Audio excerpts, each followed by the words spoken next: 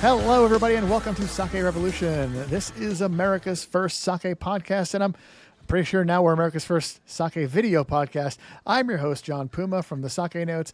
I'm also the administrator over at the Internet Sake Discord, and I also moderate Reddit's r/sake community. And I'm your host, Timothy Sullivan. I'm a sake samurai. I'm the director of education over at the Sake Studies Center at Brooklyn Kura, and I'm the founder of the Urban Sake website. John and I will be here regularly, tasting and chatting about all things sake and doing our best to make it fun and easy to understand. So, Tim, how have you been? I'm doing good. How are you, John? It's good to see you. Yeah, it's good to see you in too. living color. Yeah, I know. So for people watching, oh my goodness, watching along at home. So we normally do this sort of thing on Zoom. It's just me and Tim. We can see each other, but we're not really thinking about the fact that we can see each other. But today, since this is our first video podcast, we are definitely thinking about seeing each other. So hello, Tim. You're looking good. You're looking good. I mean, normally when we're recording, I have my hair in curlers and, I'm in my pajamas, but full beard every time. We had to dress up a little bit today. Yeah. This is really exciting to be venturing into video. So excited about this. Yeah. This is going to be a lot of fun. And speaking of fun, I think every now and again, it's really fun for us to have a fun episode.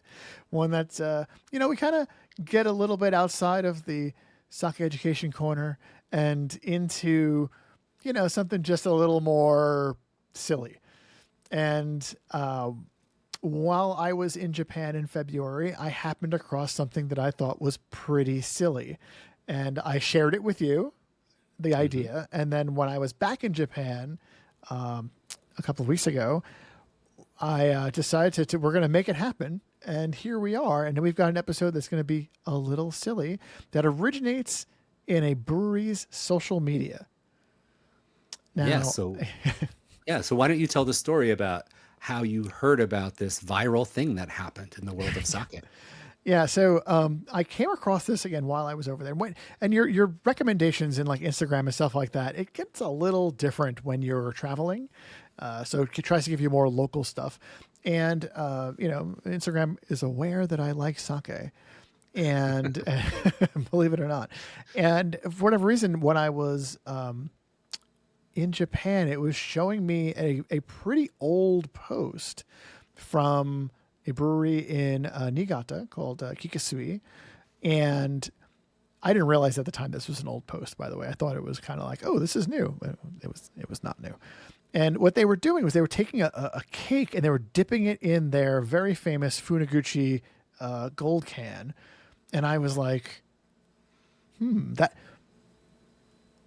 I want to do that. That looks like fun.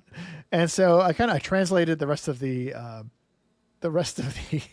post, and it was very much like they were making it seem like one of those like social media challenges in a way. They were like, absolutely do not ever dip this kind of cake in a Funaguchi can. We cannot be responsible for for how damaging this could be. And I thought that was like really funny. And also I kind of thought that the idea of dipping a little cake into the Funaguchi sake would be kind of delicious. So maybe they were onto something. I think the phrase they used was dangerously delicious. And I don't know if it's dangerously delicious, but I thought it would be a fun thing for us to find out as a team. Yes. Well, when you sent me that, I looked into it a little bit, and this is actually from October 2025. So as frequent listeners and viewers will know, we are not about late breaking news in the sake industry. We tried that once. But there was actually, the original post is from a sake shop called Kurand, Kurand. And they posted on October 1st, 2025. And their original post said, don't soak Castella cake in sake. You won't be able to stop. It's dangerous. So please don't try this at home. Yeah. And then Funaguchi, Kikusui Funaguchi, picked up on that. And they said, we did it. It's extremely dangerous. Yes. I think that's kind of cool. And I saw an article on Sora News about it also, where they also did it. And I just thought it was like an interesting, fun thing to try. So I'm always here for a good time. And I think this will be a good time. And to put this in context, the original post from Courand got 10.4 million views. And the follow-up from Kikusui, their answer to that, it got 15 million views. So I was onto something. You were onto something. No, they were onto something, actually, I guess. Yeah. That's cool. So all right. So I feel a little bit better about this now. Yes. So that should be fun. So Yeah. we are late to the game, but we are are. riding their viral coattails for sure. Wow. I don't now- know if anybody in America has broken through on this yet. So that's how that's how it is, Tim. When the sake leaves Japan, it takes a few months to get here, right? Yes. Same with the Same with the social viral media. sake content. Yes. Now, Yeah. now the post from Kikusui mentioned Castella cake. Yes. So what do we know about this? What is this cake that was featured in this viral sake moment? Well, when I looked at the picture originally, I was like, "Oh, that looks like pound cake." And when I translated the article, I was like, "Oh, this is not pound cake. It is Castella cake. What is Castella cake?" And so I looked into it, and Castella cake is a popular Japanese sponge cake. It already sounds a lot like pound cake, right? Except for the part about Japanese. Considered a type of wagashi. It's a traditional sweet. It's soft. It's fluffy. It's bouncy. Stop me when this stops sounding like pound cake. But yeah, apparently Portuguese missionaries brought this to Japan in the 16th century, and it's become a very popular thing. I was able to procure Castella cake from just about any convenience store that I wanted to, which is great because there's plenty. And I didn't have to worry about buying one right away. It wasn't like a situation where like, oh, I might not see this the rest of the trip. No, I'm going to see this plenty the rest of the trip. So it seems to be like a Konbini staple. Yes. And coincidentally, you can also get Funaguchi cans at many Konbinis too. So, Yes. So I think, one of the differences between pound cake and Castella cake usually has honey and some kind of starchy syrup for moisture. So it is a tea cake. So they are very, very similar, really hard to make much of an argument there. We're really splitting hairs, in my opinion. But Castella cake is something you can find all over Japan. If you're not going to Japan, you can either make your own Castella cake at home. There's recipes online, or you can just get your favorite pound cake and try this experiment for yourself, right? yeah, I think so. I also think this would really go well with like Bambuken. Oh yeah, Baumkuchen. Which That is is another, like you can get Bambuken in the United States, but you can get it everywhere in Japan. It is wild to me how ubiquitous it is there. Yeah. Baumkuchen is that it's a type of cake that is baked on a spinning spit. And it's like layers of sponge cake that look like rings of a tree. So it's so delicious. And it's from Germany. It's from Germany. It is. But it's the Japanese just kind of picked it up and ran with it. And it is everywhere in Japan. It's so good. Yeah, when the Japanese pick up on something and run with it, they run with it. It's everywhere. So what I thought we would do today, now that we've kind of talked about why we're doing this, is we're going to need to taste the sake. We're going to need to taste the cake.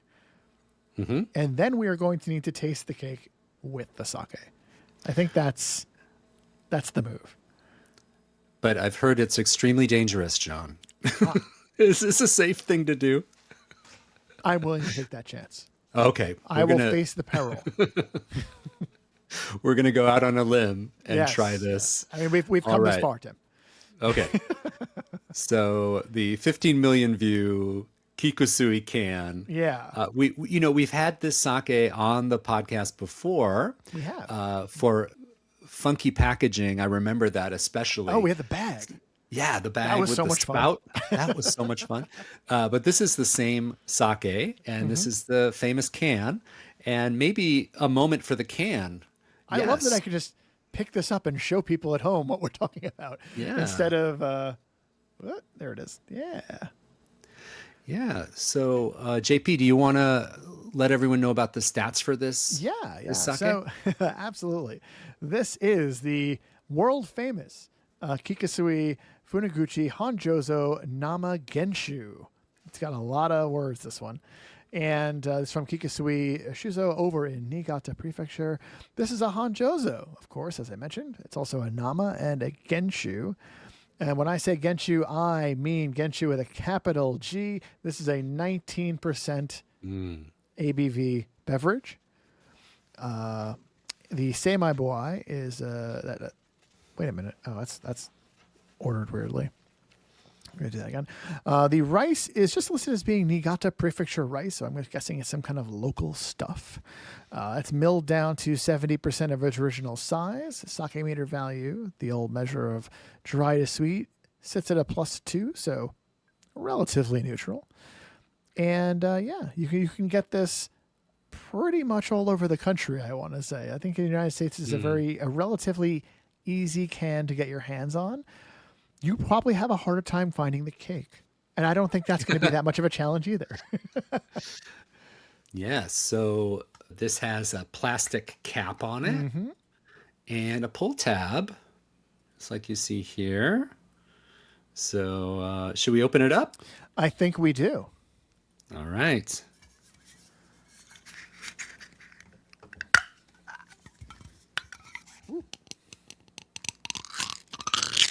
The effort there is to pull this off without splashing sake all over our desks, by the way. Mm. I think I I can was relatively successful. I can smell the aroma coming out of the can. And Tim, what is that aroma? Mm. Well, I'll say this, it doesn't smell low alcohol. I was just going to go ahead and say it is, it's got a bit of a sweet rice aroma and Mm. then booze. Like it's Yeah. just it's got a boozy aroma to it. Mm. Yeah. But And there is I that mean rice you presence as well. yeah. And there's something candied here. I mean, you and I have joked for years about circus peanuts, but think about it. Like that a little like candied marshmallow, crystallized marshmallow smell is there too for me. Mm. That's nice. Yeah. All right. Cheers. Cheers. In living color. Here we go. Mm. Okay. There's a reason why they sell millions of these cans. They're quite good. Yeah. Yeah. It is rich, very, very bold. Ooh, and then there's the after effect, which Yeah. is a little warm, a little boozy, but this really packs a punch. It's very rich. It has a warm finish to it. You definitely feel the alcohol on this one. You And do. this You is, do. yeah. And I think we've talked about this in the past, but for me, this is such a food friendly sake. And I love having American dishes with it. When I say food friendly, I'm talking like, American food friendly. This is not something Mm, I'm going to have with a delicate sushi meal. I think it would overshadow the sushi substantially. But yeah. I've had this at like cookouts before, like with a burger. Really good. Mm, Like this is where I feel like this fits in with American cuisine. Also, mm. apparently cake, but we'll find that out in a little bit. Yeah, and Yeah. I one of my favorite ways to enjoy this. I'm sure I said this the last time we had it on the Hmm. show, but one of my favorite ways to enjoy this is actually on the rocks. Yes, you Have have it talked about with that. ice. Yes. The ice keeps it cold and crisp, and it will water down the 19% pretty easily Hmm. and Yeah. keep it really enjoyable. I remember years ago when I first started drinking these cans, it's super easy to keep sipping on. And I remember I was like halfway through my second can and I stood up to do something and I was like, whoa, I It's really felt it. dangerous. It is. Yeah. Yeah, So proceed with caution with the cans. I Yeah. think so. So now part two, we taste the cake. All right. No sake yet. We're just gonna experience Castella cake. Ooh, that's lovely. I did not do something so nice. Mine's in a container. I need to pull it out. Yeah. So I put mine on a plate, John. Yes, it's very nice. And It's a lovely plate.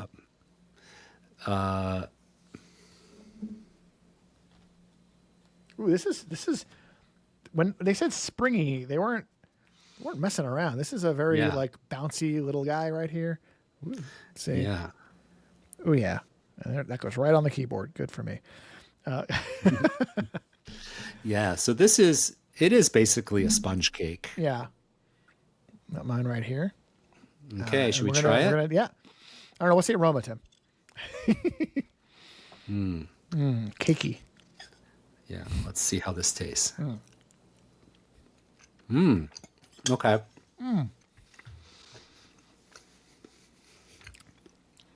Okay. This is different from a pound cake. It is. The texture is super different from a pound cake. First of all, the first thing that jumps to my mind is that it's not as sweet. No, It's like it's not. This It is is like sweet. It is sweet, but it's not lightly as sweet. sweet. Yeah. this is It's Japanese subtle. level sweet. Yes. That is, do you want to explain that? Because I Well, understand what you're saying. I think it's fair to say that the Japanese palate is not as attuned to extremely sweet desserts as a Western or American palate is. And I remember the first time I celebrated someone's birthday when I was in Japan, they brought out like this strawberry shortcake, and I was like, okay. And you try it, and has just a whisper of sweetness to it. Yeah. And I was like, oh my gosh. I think about like all the birthday cakes I ate as a child that were like covered in buttercream icing and super sweet. And for a Japanese palate, those are overpowering. But for our palate, the subtle sweetness in like tea cakes and things to pair with tea are very, very subtly sweet. And this Castella cake is right in that ballpark, don't you think? I agree wholeheartedly. But number one, I want to say, you're like, oh, when I was a child and I was having sweet cakes, I'm like, sir, you probably have very decadent birthday cakes every year. That's what I think. Number two, yeah, I agree wholeheartedly. Whenever I have sweets in Japan, I always feel like it's like weirdly muted for my palate because I'm accustomed Yeah. to when I have sweets, it's like somebody's trying to kill me with chocolate. And I welcome this, by the way, but no one has Yeah. succeeded. But that's like the goal with me in a lot of cases. Like you get accustomed to just like having these things like just really lacking subtlety, just bombarding you with flavor. And then you go there and everything is very subtle. Yeah. And this is quite subtle. I remember the first time I went somewhere for a restaurant and they're like, next is our dessert course. And it came out and it was like red bean on this like wafer. And I'm eating this red bean and it's like, oh, Just one? this is dessert? Like I thought it was like maybe chocolate pudding, but no, it's not chocolate pudding. So things like red bean or this super, very lightly sweet type of pound cake or madeleines or something like tea cakes are very, very common. So the texture is spongy though. It is, Oh, yeah. but it's not crumbly like a pound cake would be. It's moist, but it has a little bit of a gummy texture to it for me. Yeah. It's there's something else to it. It's very nice. It's just so much lighter than I was expecting flavor wise. I thought it was just going to be a bit more, dare I say, pound cake-ish. Yeah. I'm regretting all those pound cake jokes I made at the front of the show. Do you also like kind of smell or taste something eggy in this? Yes. Like it has a little eggy Thank you. note. I couldn't play. I'm like, what is this? And yeah, Yeah. it's a bit more. Yeah, it reminds me a little bit of Japanese rolled omelet. Yes. The sweet rolled omelet. That's what it is. Yes. I'm like, this is so familiar, but I cannot put my finger on it. That's what it was. Well done, Yes. Tim. Yes. That's right. So when you get sushi, sometimes they serve you the sweet egg omelet as like a last piece or close to the end. And this is like if that grew up and really became a cake, it would be like this. Yes. Yeah, And I if, don't think. by the way, if you ever watch like Japanese morning TV, when you're like in Japan, you're in the hotel room, you're kind of up a little bit earlier, you turn on the TV. There is an 85% chance at any time that you will flip to a channel that somebody is either A, showing you how to make the rolled omelet, or B, selling you the pan to make the rolled omelet. Because it's like it's this relatively narrow, squared off pan that's like kind of specialized for it, and you kind of because you have the egg in there and you turn it forward so that it falls to the end, and you flip it back in, and that's the roll in the rolled omelet, and yeah, it's very very common there. But yeah, that's exactly what I was tasting. Thank you. Yeah, so it's a little eggy. I don't know if we have ever done have we done a food tasting before? We had ice cream. Oh, we had ice cream. That's true. Yeah, But I don't think we tasted the ice cream on its own. Like this, I think this is we our should first have. like full, full, That was a missed opportunity, Tim. full food review. All right, fabulous. So we've Great. tasted the sake. We tasted the the sake. cake. Yeah. So what I'm going to do here, I'm going to slice my other one in half a little bit. I'm going to dip it. But then after I dip and we taste, I'm going to put the other one in and just leave it there for a bit. And we can talk, and then I'll have it after that. That'll be fun. All right, so I'm dipping. So here we are. Okay. Boop. Oh, God, it fell off the fork. Okay. I hope you're having better luck, Tim. All right. I'm gonna dip mine. Okay. I got it. Do we- I was able to harpoon it out. Do we soak it? Oh, it Oh, yeah. absorbs a lot. It absorbs quickly. It is. This bread has no chill.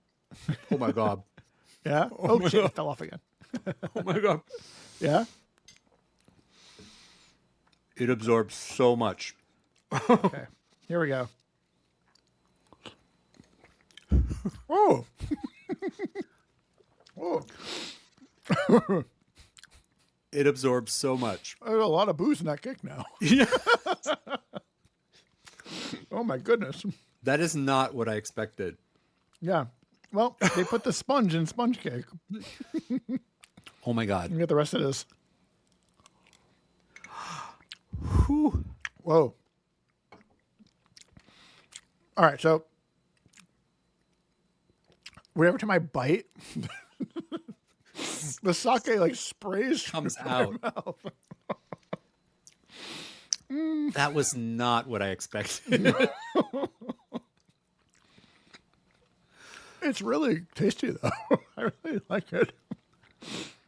I don't know if it's how I'm routinely going to experience Funaguchi, but by the way, we're also going to do a little time experiment. So I'm going to drop this in, and we're going to see how it is in a few minutes. I have a feeling it's going to be very similar to how it is now because it just absorbed all of the sake.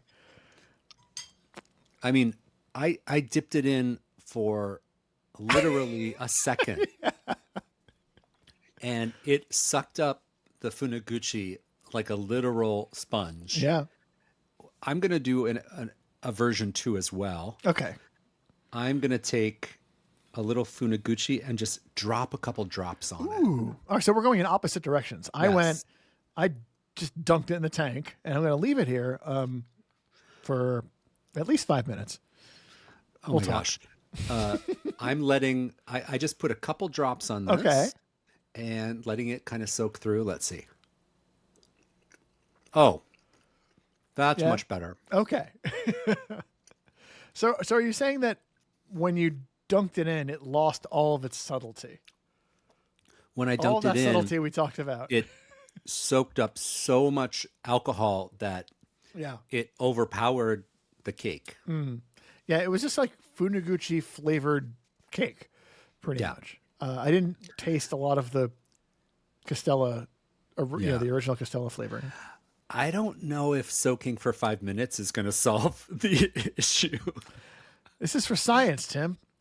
When I was looking over the materials that we had, that you actually had done some research and gotten those articles, which I really appreciate.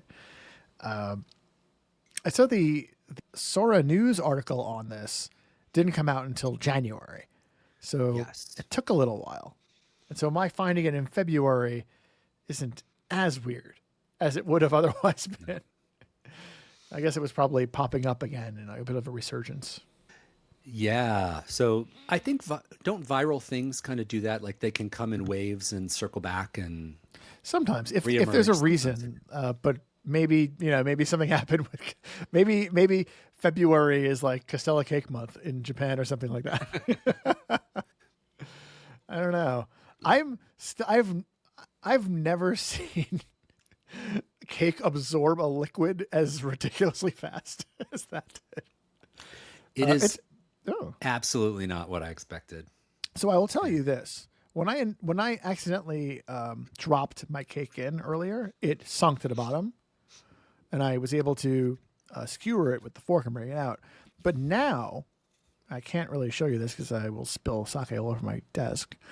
It is floating. Oh, So something did happen after I waited.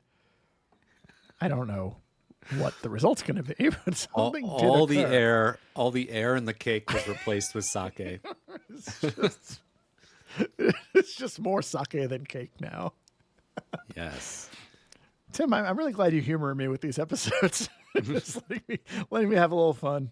All right, let's get this guy out of here. It hasn't been 5 minutes. I realize that. Oh God, it is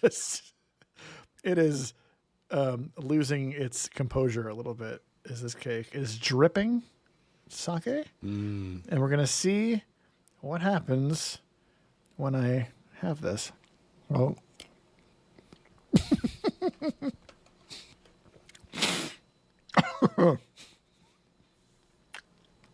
Well, Tim, I want to ask you what you think it might have been like. I think it might be similar to mainlining Funaguchi. Getting like an IV drip of Funaguchi. Is that what it's like? Oh, well, remember how earlier I said that, like, when you bite into it, it kind of like the Funaguchi squeezes out and is now in your mouth. Crank that up to 11 or so and like super soaker levels. And it's at that point, it just becomes a Funaguchi delivery tool. Yes. Yeah. Ooh. All right. Woke me up. Well, I can confidently say that using a little spoon to dribble a few drops on Yeah. here, that's the way to do it. That was the move. And I messed up by going too extreme.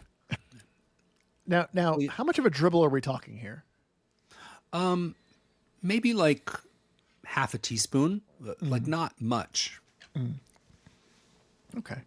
So it's interesting. I think I had like one or two sips before we did this whole thing. And then we did this whole thing.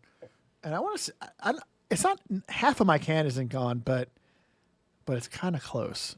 Also, my Funaguchi is a little more yellow now than it was before. I wonder if there was some dye on the cake or something. Kind of want to taste the Funaguchi now. Yeah, Let's let's see do what it. happened to it. All right, let's do that.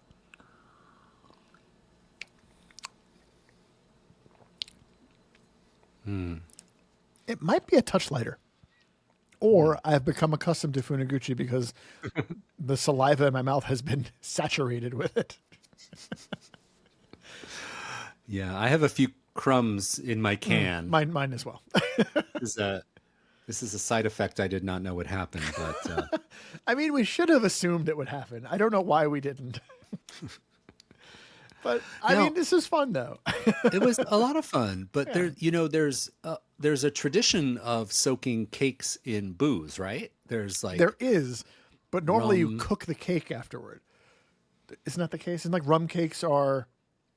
No, I think Do they you pour cook out rum the on the alcohol? finished. Oh, No, on the finished product. rum Oh, cakes. okay. You pour liquid on the finished cake and kind of soak it through. So that's a little bit more akin to what you did. Yes, exactly. You know, I when I do pairing dinners for different events and things like that, I have to say for me, the dessert pairing is always the most challenging. Like It is. I've developed some ideas around like appetizers and, you know, salads and meat courses and red meat and all the different types of. I always have like pairing ideas coming a little more easily, but dessert is always the biggest challenge. And there can be amazing dessert pairings, but it is a challenge. And this is an interesting new approach. So I'm excited to try this today. Maybe you can do a dribble on some cake, I love that. or maybe pound cake was the right answer all along, and we need to do this again with pound cake. Yeah. What do you think about other trying it with other kinds of sake? Ooh, that's tricky. So what I found from this, like really, it absorbed it and just kind of splished it in your mouth, right? Splashed it across your mouth. So, you know, it's going to be, you need it to be something that's not going to be put off by the sweetness of the cake. So nothing too sweet, nothing too fruity. I think you could probably like this is a layup and a cheap answer, but you can probably have a really good time with Tamagawa and this solution. Because I think that you know, it's another high alcohol sake that's got a lot more, you know, a heavier vibe to it, and I think that you mix it up with something sweet, and you got a fun place to be. And we did the ice cream with. Oh, we did the ice cream with a kijoshu, right? Yes. Yeah. We did an ice cream Aged. with an aged kijoshu. But you know, maybe specifically Tamagawa Time Machine would be fun to do this with some cake. I would have Time Machine with some cake.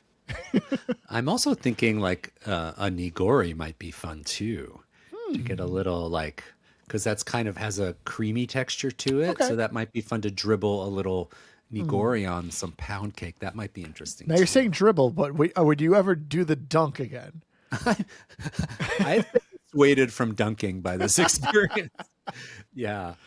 I don't know if I think a pound cake would, it's richer and moister. I think it would absorb less. I think anything would absorb less. Like I said earlier, I've never seen I've never seen a bread adjacent product absorb liquid like this before. It was really impressive, actually. But yeah, it was fun. Like this was a good time. It was just a little surprising. Well, we couldn't have done the real thing if it wasn't for you. Thank you for bringing back the Castella cake from Japan, fresh from Japan. Fresh from Japan. That's awesome. Yes, and thank you for grabbing the Kikusui cans, which I did not bring back. I try not to bring back sake that's available in the U.S. I think that's a very smart idea. Please see our episode on suitcase imports. Yes, exactly. Awesome. All right. Well, John, this was so much fun. Yeah. I feel like we're connected to a viral sensation and we learned so much. And my mind is just reeling with ideas for sake and dessert. Yeah. It was so great to taste with you and great to be on camera in living color, as I'm going to say forever. I love it. Yeah. I got to say, as time goes on with this, I'm kind of like, I kind of want to have a little more cake and put some more cake in the sake.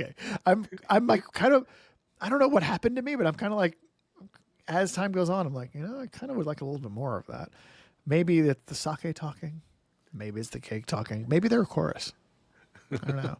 But no, Tim, it was a really great time, and I really had a lot of fun doing this. This was something that I was like, I saw the post. I was like, this could be a really interesting, silly thing for us to do. Let's do something interesting and silly. And it was just as interesting and silly as I thought it was going to be. Well, you and I are so serious all the time. It is nice to have a change of pace. Yes. And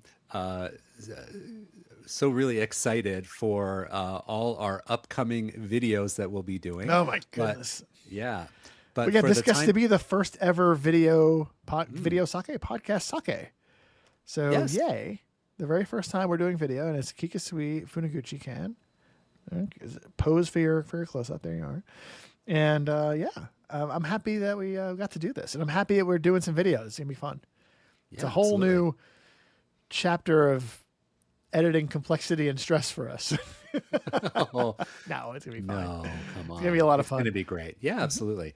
And I want to send a special thank you to all of our listeners. And now I can say viewers too. Hello, everyone. You've been waiting for ages to do that. Yes, I've been waiting. And in addition to all our viewers out there, a special thank you to our Patreon members. If you've been enjoying Sake Revolution and now you enjoy our video podcast as well, please be sure to check out our Patreon if you'd like to support our show. Now, if you'd like to learn more about our Patreon, you can visit patreon.com/Sake Revolution to find out more. You can also support us by going out there and leaving a review on Apple Podcasts or Spotify, or where are the kids watching video podcasts these days, Tim? Who knows? Who knows? But wherever it is, tell them you like the show and you'd like to have some cake and some sake. Maybe drizzle it. I don't know. Anyway, thank you very much. Tell your friends and family about the show. We really appreciate it. My final word, you really can have your cake and eat it too. And drink it too. You can have your cake and drink it too. Okay. I like that. Oh my goodness. And also while we're talking about little closeout items, if you have feedback for us, this is our first time doing this format, reach out to us at feedback@sakerevolution.com. You can also get at us on Instagram, Sake Revolution Pod. So on that note, oh my goodness, we get to do this with video now. Tim, please raise your glass. Raise your can. Remember to keep drinking sake and kanpai. Kanpai.